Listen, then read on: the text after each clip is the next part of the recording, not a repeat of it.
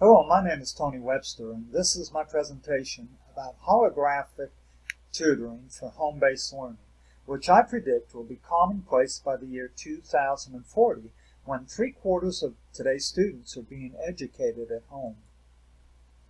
My interest in this future technology stems from discussions with my 16-year-old grandson concerning his recent experience as a homeschooled student in a public school-sponsored distance learning program. In a recent interview, Christian indicated that one of the major reasons he had for choosing distance learning was to advance. I was hoping actually to maybe see if I could either get all my stuff, get all my high school quicker. I have some friends in Kansas that they did that and they excelled pretty quickly. So I was kind of hoping to get, I guess, a step ahead. But his experience turned out different from what he expected.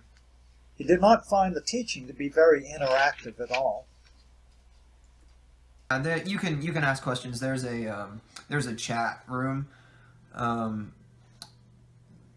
Some of the teachers, they'll allow you to ask questions during their presentation, but most of them preferred to have questions afterwards. Okay. Indeed, the learning was not what he had expected. I actually started my sophomore year in a K-12 program, but it wasn't really what I was expecting. In what way?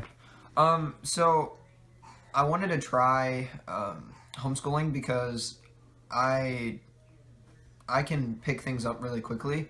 So the classroom setting wasn't really helping me. So I was hoping to get more of a self-centered type of deal going on, and that it was really not what the classroom was, or K-12 was. I predict that by the year 2040, distance students will have access to personalized holographic tutors that will give them and guide them through their studies, interacting and challenging them to excel, while gaining significantly more skills than are currently available. This future technology will be the culmination of combining artificial intelligence and interactive holograms.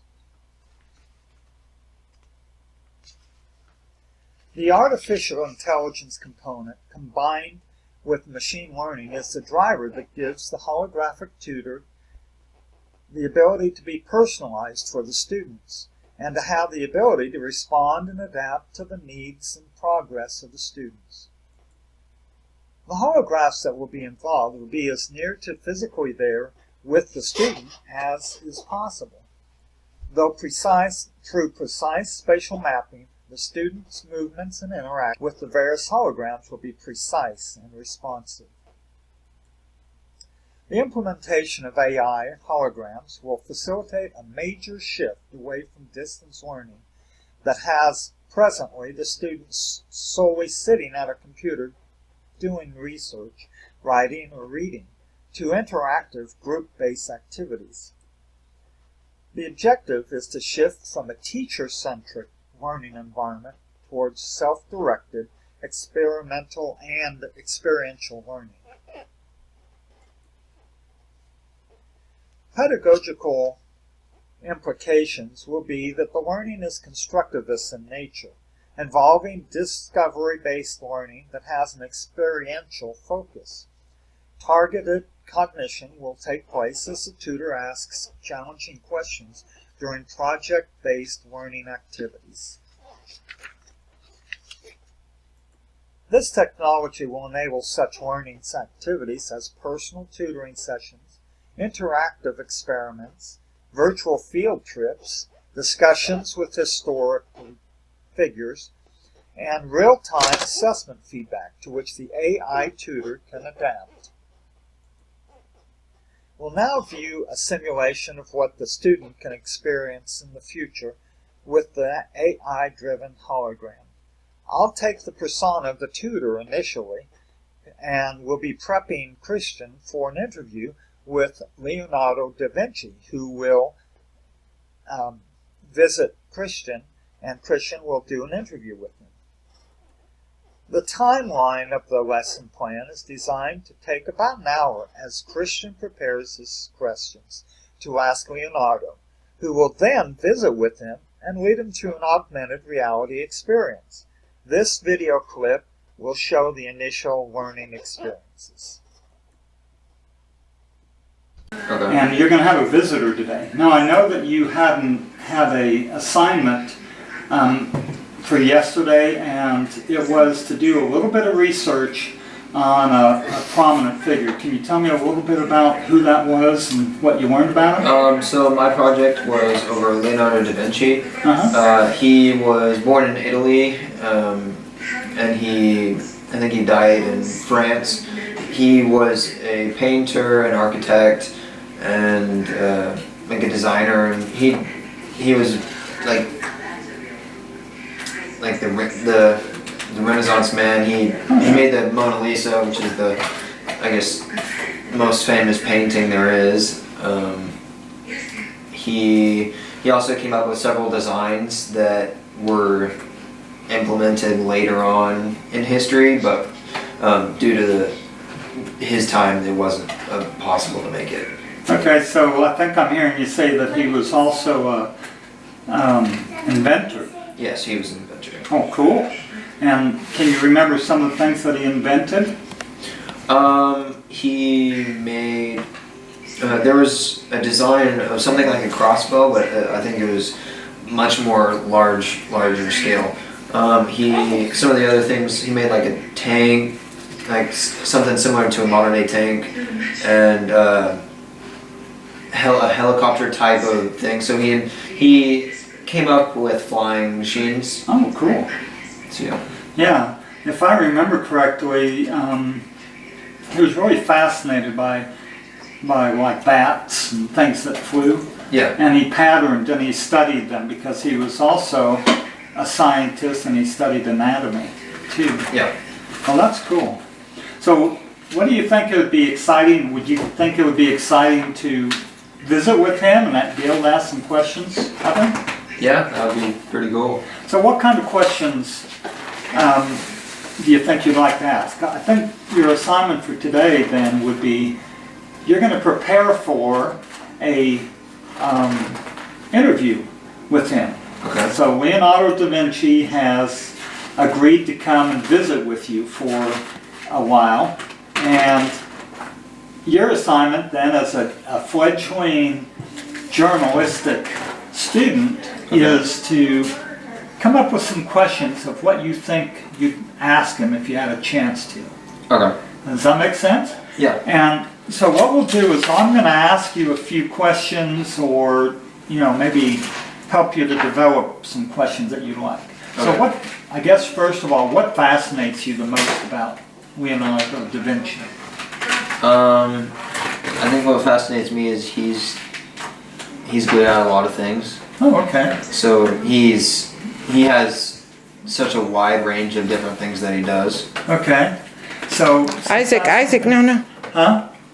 Isaac was about to get into the video. Oh, it's okay. Sorry. So with him being, you're really interested in the fact that he likes so many different things. Look in here. What kind of a question, what would you like to know more about than the things that he's interested in? I guess I want to find out, what his motivations were for doing the things that he did. So like, for being an inventor or being a painter, why would you want to do that kind of thing? Okay, that's awesome. To do with homeschool. So with that then, what question could you ask him to get him to talk about that? I could ask, what influenced you to become, I need some help. To become an inventor or to do so many different things? Okay. What would you like? To be an inventor or to do so many different things?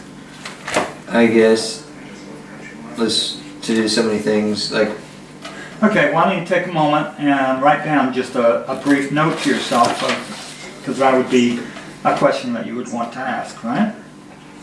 So we know that in his early life, he was first apprenticed to a prominent artist, and his father really was excited about the fact that his son was artistic. yeah. And when he was actually 15 is when he went to live in this studio with this artist. Okay. So, given that, you're 16, Yeah. is there anything that you'd like to ask him about that period of his life, about being an apprentice at the age of 15? I guess I would ask him what his daily life was. Okay. So, like, how it was at such a young age to be, I guess, like, doing his future. Okay, that's great. Why don't you write a question there that would get you that kind of information from him? Okay. What would you like to know about Leonardo da Vinci's education? What would interest you there? I guess the style of teaching, like, what was the interaction like between him and his teachers? Okay. So what kind of a question could you form to get that?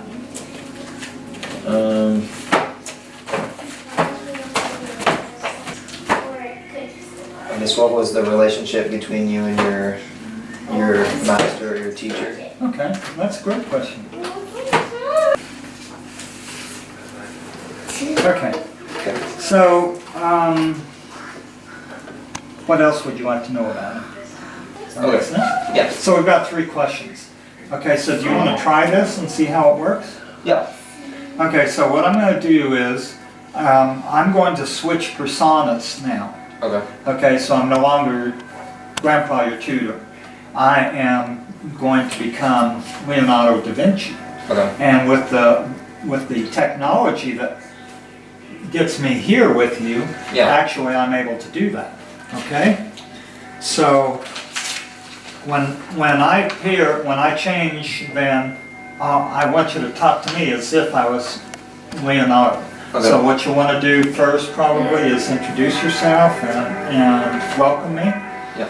And then you would explain to me why you want to know a few things and ask my permission Okay. if I would mind. Yeah. Okay, does that make sense? Okay. Okay, so we are switching personas now, and now I am Leonardo da Vinci. Okay. Okay. Hello. I am Christian Wood. I am a student currently. I'm going through homeschooling, and for one of my projects, I chose you to learn more about you. Is it okay if I ask you a couple questions? Well, sure.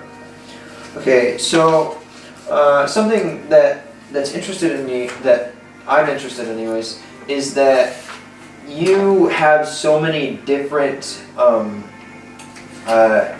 you've done so many different things. You've painted, you've sculpted, you've done architecture, you've invented. So what made you want to do all these different things? Well, you know, I guess I've always been that way from a child. To me, being curious and observant is just part of who I am.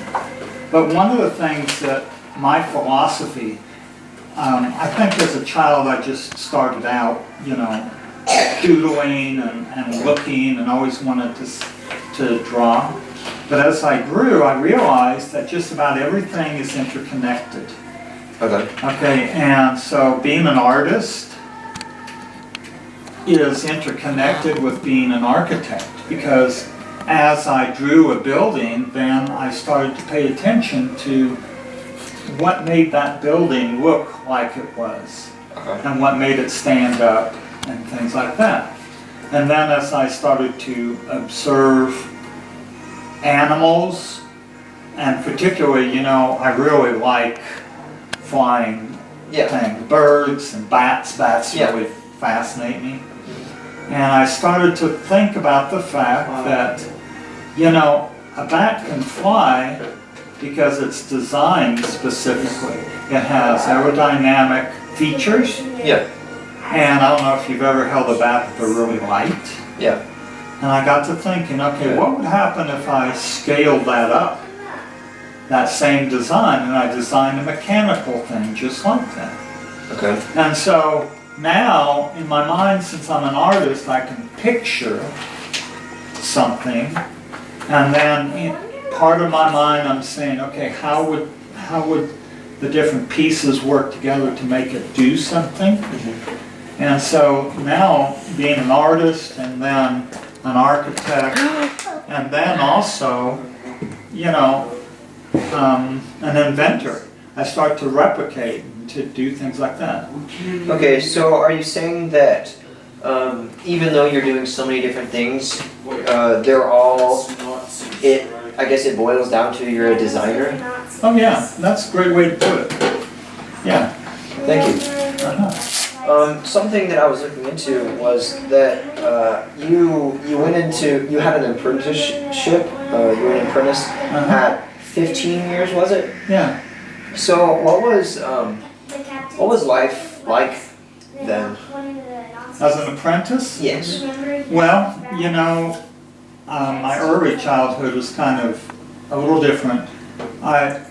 Since my parents weren't married legally, I lived with my mom for a while in her household, and then I went to live with my dad. Okay. My dad always encouraged everything that I was doing. He provided opportunities for me to go see artists and see how they worked and stuff. And he could see that I really enjoyed it. Okay. So at 15 then, he actually asked me if I was interested in apprenticing. Okay. And I said yes, because that was a really, really big deal. Yeah. Now, I'll be honest, I really didn't understand how much work it would be until I got there. And I didn't realize that the first year almost 2 years of my apprenticeship was actually pretty hard, because I did all of the things that nobody really wanted to do.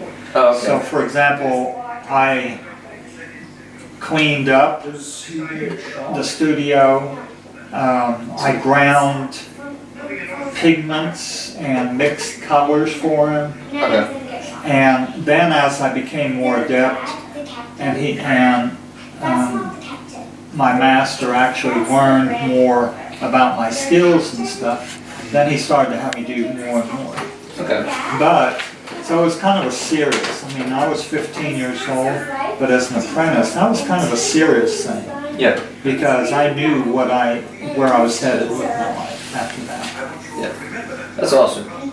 So, what was the relationship between you and your teachers? I see that you said it was more like, I guess there was an evolution of like the relationship you had, or how? Oh yeah.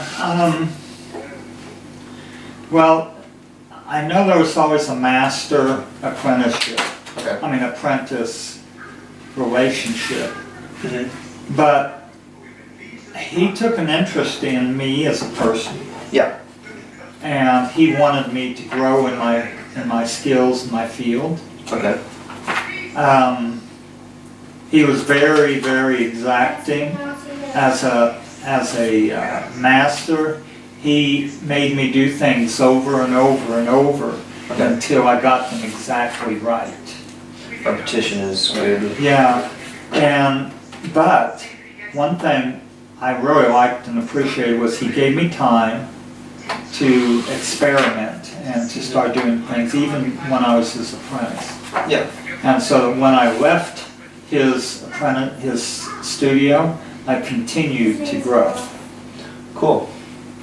So, you said that you had a lot of curiosity and you had some things. I learned about you, and you're an inventor, right? Mm-hmm. What? How did you come up with your inventions? Well, a lot of times it's just by observing nature Okay. or a need. Okay. So for example, a lot of times I'd see an animal or a bird or something, and I would kind of observe how they acted, and I would try to replicate those mechanically. Okay. But I also started paying attention to how things worked. I was always curious. And so sometimes I saw a need, something that needed, like we needed for something to do something. Okay. And so, yeah, some of them were my imagination, like a flying machine. Yeah. I loved that idea. But then there were things like, of course, some of my patrons were, they needed war machines. Okay. And so I spent part of my time creating war machines, for example, a tank. Okay. So would you like to see my tank I design? would very much so. Okay.